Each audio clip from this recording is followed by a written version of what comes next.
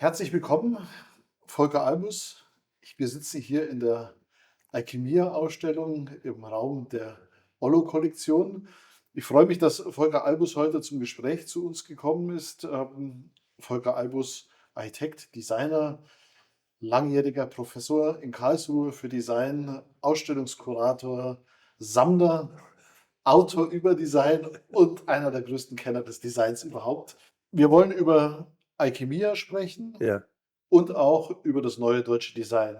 Du hast selbst Architektur studiert. ja, Wie bist du selber zum Design gekommen? ja, mehr oder weniger ist das so ein bisschen, intuitiv, abgelaufen. Also, ich habe, wie gesagt, in Aachen Architektur studiert. Mein Vater war Architekt und das war sozusagen ein, Automatismus. Der Bub macht auch Architektur und dann war ich irgendwie sehr schnell bin ich nach der Schule man musste sich damals ja bewerben.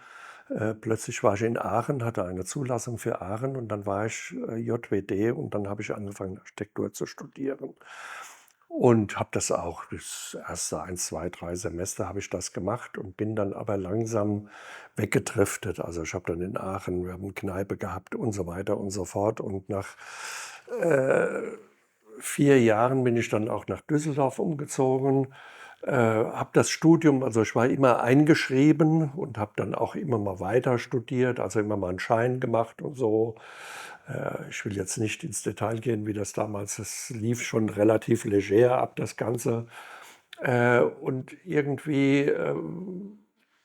irgendwann wurde es natürlich dann doch konkret mit dem Abschluss, habe ich dann tatsächlich in den 70er Jahren, 76 habe ich dann tatsächlich nach 16 Semestern, Diplom gemacht und, da bin ich erst mal erschrocken und dachte: „Oh Gott, jetzt bist du Architekt und jeder erwartet, dass du jetzt hier irgendwie so Büro und Häuser und Garagen und so weiter.“ Und, das war so ein Schritt, vor dem habe ich mich so ein bisschen gescheut. Also, ich habe mich gedrückt, ich wollte das so nicht. Ich dachte: „Nee, ich will das jetzt nicht so auftragsmäßig mit Büro und so weiter.“ Und ich hatte zu der Zeit einen Kollegen in, Düsseldorf, mit dem habe ich Wettbewerbe gemacht, und der war auch sehr aufgeschlossen. Wir haben uns auch sehr gut verstanden, haben Wettbewerbe gemacht, halbwegs erfolgreich. Und das war eigentlich die Phase, wo ich eigentlich Architektur gelernt habe. Parallel dazu habe ich dann immer mal kleinere Sachen gebaut. Mein Vater sagte immer: „Hier, kannst du mir helfen?“ oder so. Dann habe ich immer mal was Kleines gemacht, aber irgendwie hatte ich immer noch im Hinterkopf, ich möchte nicht in diese, Auftragssituation. Also, Architektur als Dienstleister, ist nicht unbedingt erquicklich. Also, ich wollte auch immer ein bisschen Freiheiten haben und habe mich dann immer gefragt: „Was gefällt dir? Was ist dein ästhetischer Ansatz?“ Und, es gab ein Schlüsselerlebnis. Ich bin ja immer gependelt zwischen Düsseldorf und Bad Soden. Das war der Wohnort meiner Eltern. Und, zu der Zeit wurde die A3 umgebaut von vierspurig auf sechsspurig und dann gab's immer diese Baustellen mit diesen rot-weißen Lichtstählen so und dann fuhr ich immer da nachts durch alleine und ich dachte, hat mich das ungemein angesprochen und ich dachte, so was müsste man eigentlich so was hätte ich gern in der Wohnung. Und dann habe ich tatsächlich gedacht: „Ja, so was baue ich baue jetzt mal so 'ne Leuchte.“ Das war so Ende der 70er Jahre, habe ich dann so 'ne rot-weiße Leuchte gebaut und ja, und dann wurde die auch von einer Bekannten entdeckt, die Claudia, die Schwester Schneider-Eslem, das war ja die Schwester von Florian Schneider, mit dem war ich sehr eng befreundet. Und die hat das mitbekommen und die fragte mich dann irgendwann Anfang der 80er Jahre, sagte sie: „Hör mal, der Florian hat mir erzählt, du würdest auch so was machen und, kann ich das mal sehen?“ Und die hatte damals schon ihre Galerie in Hamburg, habe gesagt: „Hier, kannst du sehen.“ Und sagt sie: „Ach, das wir würden das vielleicht in unsere Ausstellung hättest du Interesse dran?“ Da habe ich gesagt: „Ja klar, wunderbar.“ Und dann war das ich glaube, die Ausstellung war 83 oder so, Möbel perdu, schöneres Wohnen. Bin ich nach Hamburg gefahren, habe diese Lichtstäben dahingestellt. Und dann wurde diese Ausstellung besprochen und dann stand diese Leuchte im Spiegel. Und ich dachte: „Wie bitte? Jetzt also“ machst hier diese Architekturwettbewerbe, schaffst rund um die Uhr und kriegst vielleicht mal einen Ankauf oder so. Oder machst irgendwie so eine Garage oder sonst was. Jetzt baust du jetzt aus dieser Empfindung, aus dieser persönlichen, baust du so eine Leuchte und dann steht das im Spiegel persönlich zitiert und so weiter. Und da dachte ich, dann kann das ja gar nicht so doof sein. Also und dann fing das an, dass ich tatsächlich dann auch weitergemacht habe. Also dann kam die Leuchte in Grau, dann Lichtturm Manhattan und dann wurde ich immer mal wieder zu Ausstellungen. Dann waren sehr viele Ausstellungen. In München gab es eine Ausstellung, in Wuppertal gab es eine Ausstellung. Und parallel zu meiner Architekturtätigkeit, ich habe dann schon ein bisschen mehr gebaut, habe ich dann das auch weiterverfolgt. Und ich merkte immer mehr, dass mir das sehr viel gibt, wenn ich also jetzt hier aus mir heraus, aus meiner Wahrnehmung, meiner Umwelt, meiner Heimat, ich habe ja dann mal auch so ein Gedicht geschrieben oder so einen gedichtartigen Text zusammengefasst, dass das viel mehr meiner Persönlichkeit, meinen Ideen entspricht, als wenn ich da permanent Fachwerkhäuser restauriere, zwar gut verdiene damit, aber ja, Fachwerkhaus sanierst du eins oder zwei, dann ist es okay. Und so war das immer. Und so hat sich das dann sukzessive entwickelt. Dann kam hinzu, dass wir dann gemeinsam dann die Ausstellung in Düsseldorf gemacht haben, dann Wohnen von Sinnen. Und das war schon ein Turn. Dann habe ich auch Texte geschrieben zum Design.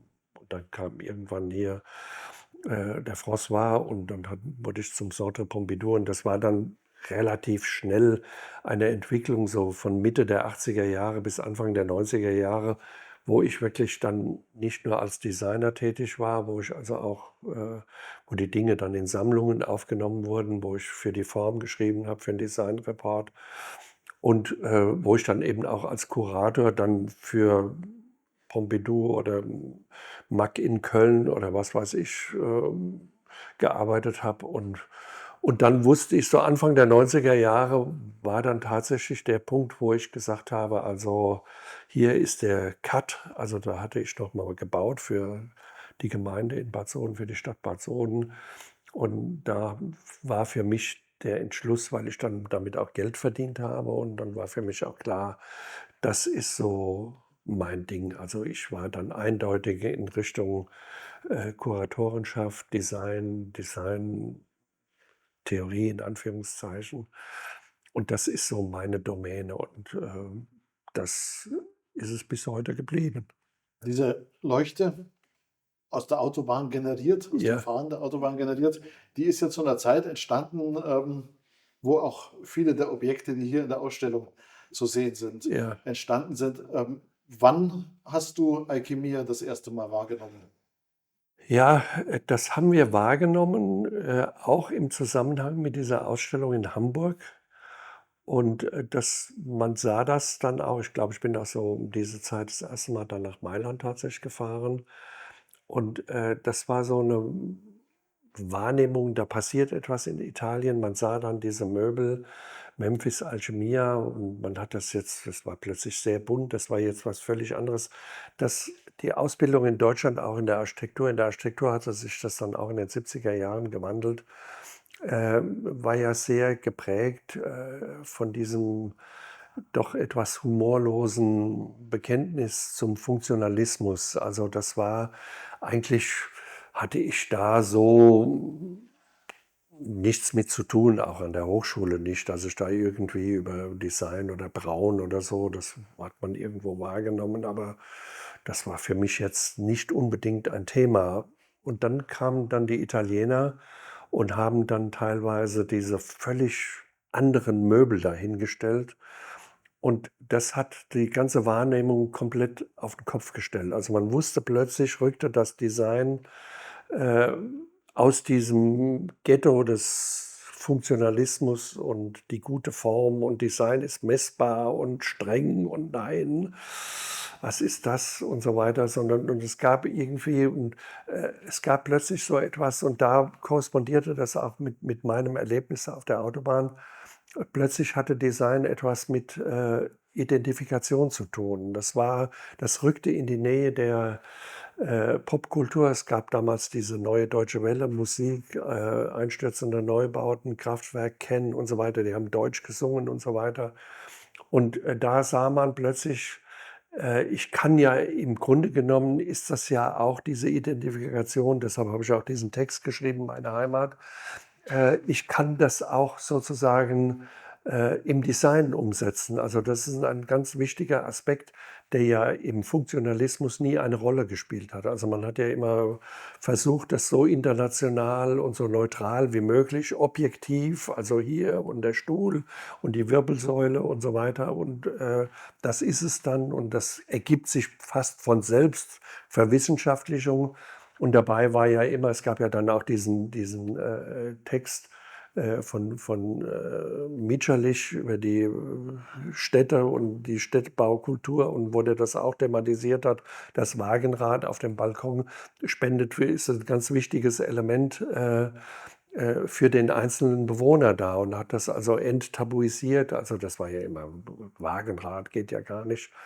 Und wir haben dann eben unsere Quellen auf der Autobahn gesehen und das war ja das Schöne auch am deutschen Design, dass man natürlich teilweise sehen konnte, auch in dieser Ausstellung in Hamburg, Möbel Perdu, schöneres Wohnen, dass die teilweise sehr stark von dieser Ästhetik, von dieser Memphis, von dieser Alchemia-Ästhetik geprägt war, bunt, Klötzchen und so weiter. Aber es gab schon zu dem Zeitpunkt Sachen, wo man sagt, das ist jetzt sehr spezifisch deutsch, also ähnlich wie die Engländer, die dann also mit Lochblech und so weiter gearbeitet haben. Und ja, und dann hat man gemerkt, okay, wir machen dann unser Ding und dann ist ja daraus auch später diese Welle des neuen deutschen Designs, die ja eigentlich mit Memphis zumindest ästhetisch in der formalen Ausbildung eigentlich relativ wenig zu tun hat, also schon anders war. Also die Italiener waren bunt, da war die Sonne geschienen und bei uns, wir haben dann in Berlin bist du vor die Tür und dann hast du erstmal vor der riesen Brandwand gestanden. So, ja. Oder der François fragte mich dann irgendwann mal, François Burkhardt fragte mich irgendwann mal, warum muss das immer so hart aussehen in Deutschland? Das ist immer so. Da habe ich gesagt, François, wir fahren mal von Duisburg nach Dortmund auf dem Ruhrschnellweg und dann kapierst du, warum das so aussieht, wie es jetzt, oder die deutschen Nachkriegsstädte. Geh durch eine Stadt wie Mailand oder Florenz und geh durch eine Stadt wie Köln oder Darmstadt oder was weiß ich. Also Duisburg. da fällt dir gar nichts mehr ein. Und das ist ja so, dass man das mit einem gewissen Sarkasmus, das waren ja auch die Titel des deutschen Designs, Sitzgruppe Römerberg bei mir oder Kunstflug, die das dann aufgegriffen haben und sich dann aber gesagt haben, gut, das ist jetzt unsere Heimat, das ist unsere Umgebung. Wir fühlen uns da wohl, wir machen unsere Musik, wir essen hier unsere Curry oder Bratwurst und trinken unser Bier hier und haben Spaß. Und das ist es eben. Sieht halt so aus und wir machen das Beste draus. Und so ist dann auch speziell dann, glaube ich, dieses neue deutsche Design entstanden. Mhm. Nochmal zurück zu Alchemia. Was ist deiner Meinung nach, oder was war deiner Meinung nach aus dem italienischen Design heraus betrachtet der Grund, warum Alchemia entstanden ist? Ja gut, in Italien war das natürlich eine längerfristige Entwicklung. Also die hatten ja auch nicht diese unmittelbare Dogmatik des Funktionalismus, das war ja mehr international. Bei den Italienern war schon sehr stark auch, glaube ich, dieses Moment der Poesie, des Narrativen, des Erzählerischen, das hat schon eine sehr große, des Szenischen, also auch Komödien, Theater, das spielt ja auch alles in den Performances mit rein, dass man das viel stärker mit in Betracht gezogen hat, als jetzt nur dieses klassische Design, das also ja auch dort mehr oder weniger auf die Funktion reduziert war. Und ich glaube, so dieses Moment des Erzählerischen und dann dieses Andersdenken, das ja von Beginn an auch das italienische Design dieser Jahre dann auch mitgeprägt hat, dass man gesagt hat, hier, es gab ja diese These von Sozzas, der dann gesagt hat, irgendwie, es kommt ja darauf an, zu sehen, dass die Dinge auch unter Umständen anders sein könnten, als sie sozusagen gemeinhin vermeintlich sein müssen. Und daraus ist ja zum Beispiel dieses ganze Memphis, das war ja die Basis im Grunde genommen, dass er gesagt hat, gut, hier, warum muss das Regal an der Wand stehen und muss gerade sein, sondern mein Regal steht jetzt an der Wand, es ist schief, also es hat schräge Dinger und die Bretter sind dick und sind bunt und jedes Holz ist anderes. Hat jeder in Deutschland, also man hatte dann Witze oder irgendwelches Zeug, was an der, oder Braun oder von Dieter Rams, was dann an der Wand geschraubt war.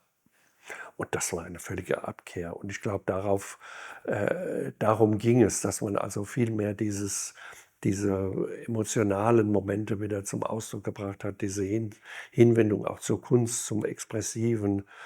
Deshalb ja auch die Dekorationen übernahmen von Kandinsky, Kandissi und so weiter, dass man gesagt hat, also hier gibt es ganz andere Bezüge, die im Grunde genommen über die Jahre verschütt gegangen sind. Also dass diese strenge Trennung zwischen Design, Architektur, Kunst und so weiter, diese Aufsplittung, und das hat ja dann, gerade die Italiener haben das ja extrem wieder aufgebrochen. Und das war, glaube ich, auch so ein zentraler Ansatz eben von Alchemia und später dann Memphis.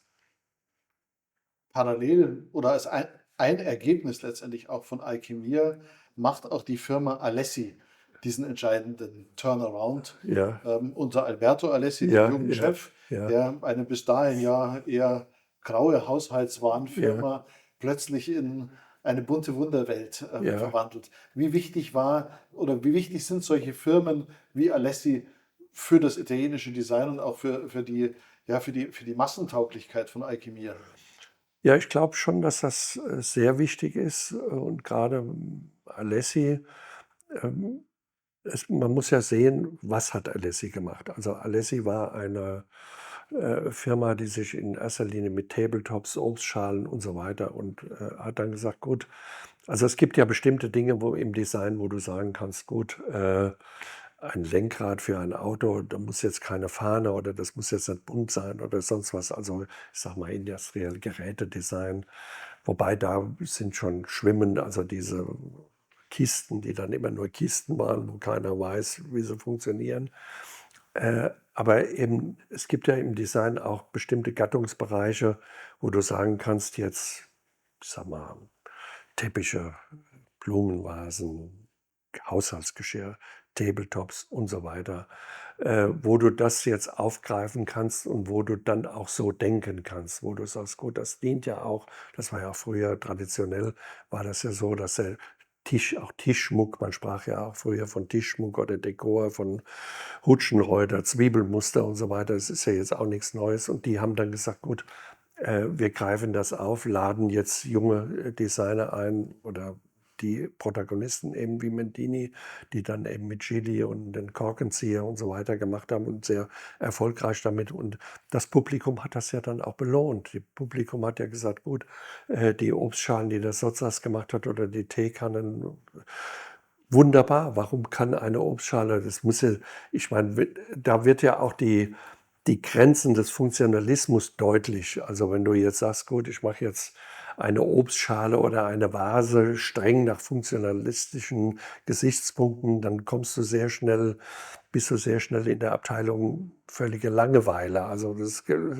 Und das war sehr wichtig, dass der das dann aufgegriffen hat und hat den Leuten dann auch die Möglichkeiten gegeben, dann hier das zu realisieren. Es gab ja noch andere Firmen, die dann auch FSB, die dann das auch mit anderen Produkten probiert haben. Also der dann gesagt hat, gut, wir machen jetzt mit Türdrückern, ist ja auch im Grunde genommen ein Element, wo du sagst, das ist ein Ausstattungselement, das ist sozusagen die Sekundärausstattung in der Architektur. Das kann so aussehen, es gibt jetzt nicht den Türdrücker oder die Türklinke, sondern es gibt jetzt, wenn der Baller was baut, ist das was anderes, als wenn der Ungers was baut.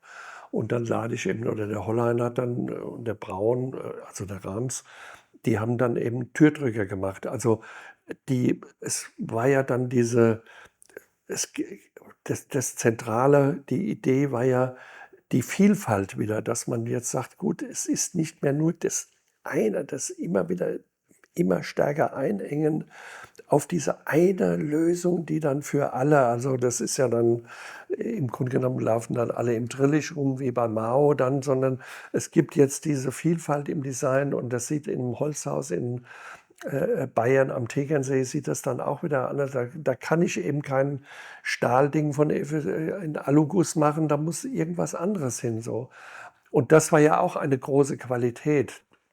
So wurde das eben insgesamt dieses Panorama, dieses sehr enge Panorama, das, denke ich, das wurde komplett aufgelöst. Und das hat sich ja dann auch vervielfältigt, indem die Jungen, also das war ja meine Generation im Grunde genommen, die Nachkriegsgeneration, die das dann gesehen haben und dann die das dann in Italien beziehungsweise in England oder in Frankreich wieder auf sehr eigene Weise variiert haben. Also Frankreich, die waren ja jetzt, das war ja was völlig anderes als das, was wir gemacht haben. Also in Paris, ich hatte dann ja mal einen Artikel geschrieben irgendwann, und dann unter anderem über Garuste Bonetti. Und dann habe ich die waren ja auch bei uns in der Ausstellung in Wohnen von Sinnen, habe ich gesagt, ich komme nach Paris, ich besuche euch, wo sitzt ihr? Dann sagt er, ja, wir wohnen da, Rue Oberkampf, Marais, habe ich dann da in Rue de Turenne gewohnt und dann hab ich gesagt, wo ist das? Und dann bin ich da zu Fuß dahin.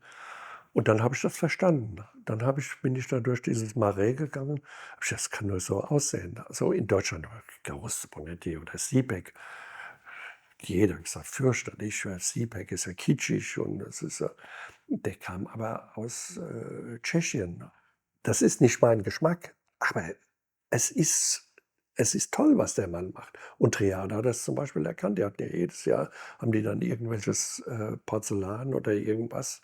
Möbel waren jetzt nicht so toll, aber die Glassachen, das Großartig, ja. war sensationell. Und das war natürlich die Qualität dieser Zeit, dass die Leute, die dann eben die entsprechenden Talente, die 20 Jahre vorher völlig unterdrückt worden wären, die sich dann eben auch in Objekten dann eben ausleben und das ausdrücken konnten. Der Florian Eicher, der Sohn von Odel Eicher, der Ja, war ja auch so am Rande mit ja, dabei beim neuen deutschen Design. ja, Der hat erzählt, dass es also da massive Konflikte zu Hause das gab, weiß ich. weil natürlich Das war Odel schlimm. Eicher, Ulm, Das war schlimm. da war dieses funktionalistische Denken, Glaubensbekenntnis. Das war schlimm. Jetzt ist dein Vater ja auch in gewisser Weise ein Kind der Zwischenkriegsmoderne wahrscheinlich. Ja. Wie gab es da auch Nee, Streitigkeiten oder hat er nee, das den nee, anerkannt? nee, der war nicht dogmatisch, der hat auch in erster Linie so sein Ding gemacht. Der, der hat sich mehr Sorgen gemacht, ob ich irgendwie in die Spur finde, weil die haben also meinen Werdegang verfolgt. Also erst 4 Jahre Aachen, dann hatte ich so eine Matte, dann habe ich in Kneipen gearbeitet und dann haben die, also ich bin Ratinger Hof, ne? Ratinger Hof und dann, ich war ja Einzelkind und dann, ja, und dann hatten die so ein bisschen, wird aus dem noch mal was so ungefähr. Und dann gab es aber ein Erlebnis, ich habe das ja erwähnt, dass ich da diese Wettbewerbe gemacht habe mit dem Kollegen in Düsseldorf.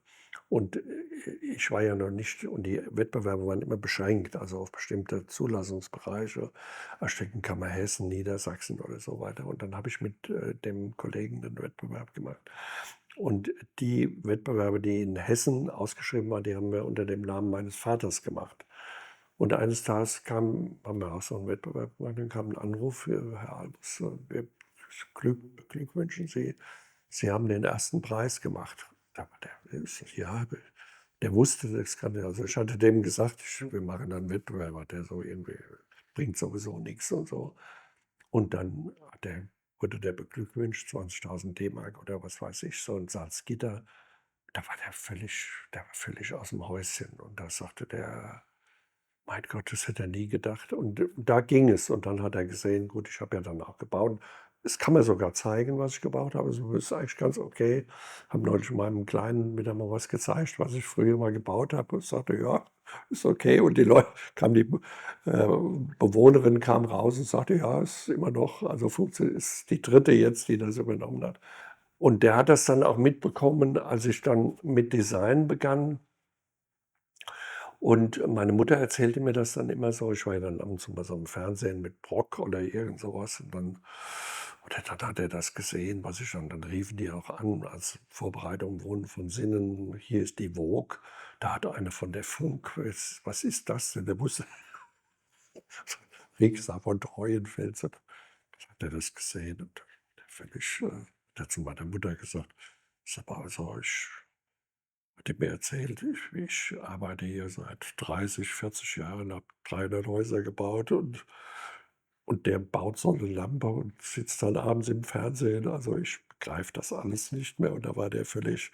Und dann kamen die auch zu der Ausstellung in Düsseldorf zur Eröffnung. Und da waren 4000 Leute zur Eröffnung, also völlig gaga so.